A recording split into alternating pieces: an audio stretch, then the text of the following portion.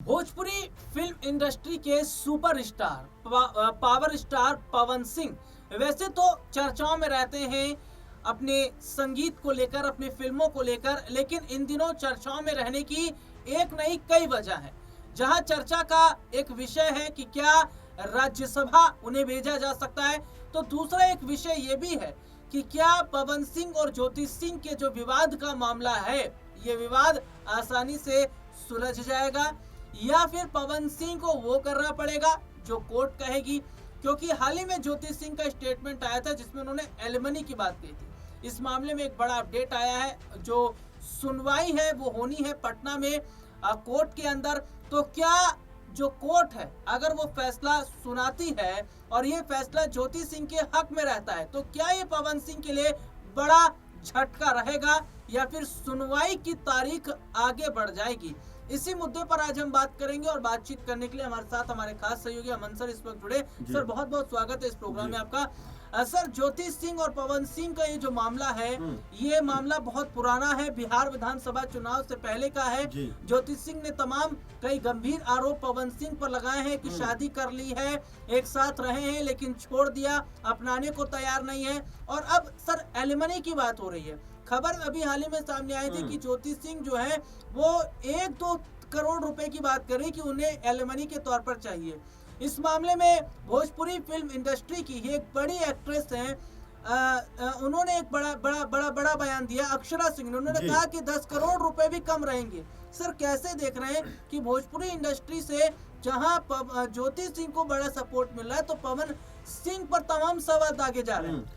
देखिए बिल्कुल राहुल जी, अगर हम पवन सिंह की बात कर रहे हैं और खासकर बिहार इंडस्ट्री में उनके रुतबे और कद की बात कर रहे हैं, तो जाहिर बात है कि पवन जो है बहुत बड़े स्टार माने जाते हैं, एक बेहतरीन गायक माने जाते हैं। तमाम तरह से उनकी जो प्रसिद्धि है, उनकी लोकप्रियता है, वो चरम सीमा पर नजर आती है जब वो मंचों पर आते हैं, जब वो लोगों के बीच में आते हैं और जब उनकी फिल्में या गाने आते हैं। लेकिन इससे इतर अगर बात की जाए उनकी पर्सनल लाइफ की, तो हमेशा से उनकी पर्सनल लाइफ जो है वो विवादों में रही है। चाहे पहली पत्नी की बात करें, अक्षरा सिंह की बात करें, या आप जो उनकी पत्नी ज्योति उनकी बात करें, हमेशा से पवन जो है वो अपनी तमाम गतिविधि को लेकर, अपने तमाम बयानों को लेकर चर्चाओं में बने रहते हैं। लेकिन अब जिस तरह से ज्योति के साथ में जो उनकी पत्नी, उनका कोर्ट में डाइवोर्स का मामला चल रहा है, उसमें तमाम तरह की बातें कही जा रही हैं, तमाम तरह के जो है बयान है वो निकल कर सामने आते हैं और आज इस पर सुनवाई भी है। तो जाहिर बात है कि हर कोई यही देख रहा है कि क्या पवन जो है अब कह सकते हैं कि कुछ पैसा देकर या एलिमनी की जो रकम की बात की जा रही है वो देकर क्या डाइवोर्स फाइनल का जो मामला है वो करते हुए यहाँ पर नजर आ सकते हैं। लेकिन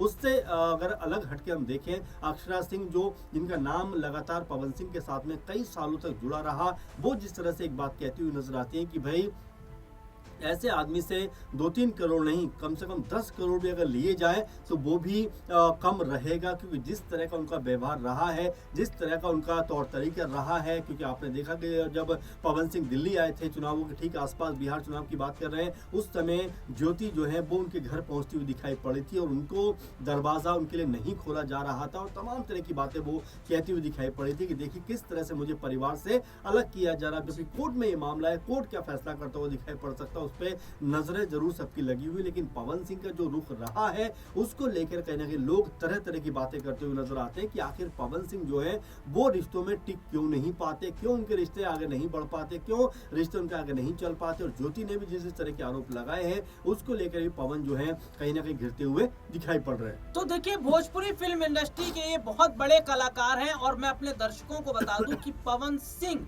का महिलाओं के साथ में कुछ अलग ही अटैचमेंट है, या फिर ये कहा जाए कि महिलाओं को एक खिलौना उन्होंने समझ रखा है।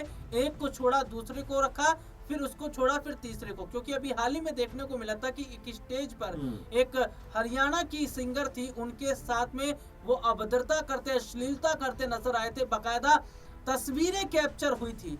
और अभी देखा जा रहा है कि एक और महिला उनके साथ, उनका नाम जोड़ा जा रहा है। सर क्या माना जाए कि पवन सिंह ने रंगीन मिजाजी की हद ही तोड़ दी है, महिलाओं को क्या खिलौना समझ लिया? लेकिन सवाल सर ये भी होता है कि ये भारतीय जनता पार्टी के सदस्य हैं और यही तो भारतीय जनता पार्टी जो कहती है भैया बेटी बचाओ बेटी पढ़ाओ, महिलाएं आगे बढ़ेंगी, नारी सशक्तिकरण का ये लोग बात करते हैं और उन्हीं की पार्टी के अंदर ऐसे लोग हैं। देखिए, बिल्कुल मुझे अभी भी याद आता है काराकाट पे जब बीजेपी ने उनको टिकट दिया था बंगाल की सीट पे, उन्होंने कहा चुनाव में नहीं लड़ूँगा, टिकट बाकायदा उन्होंने वापस कर दिया, राजनीति भी उन्होंने छोड़ दी। लेकिन जब काराकाट की बारी आती है तो वो वहाँ से निर्दलीय के रूप में पर्चा भरते हुए दिखाई पड़ते हैं।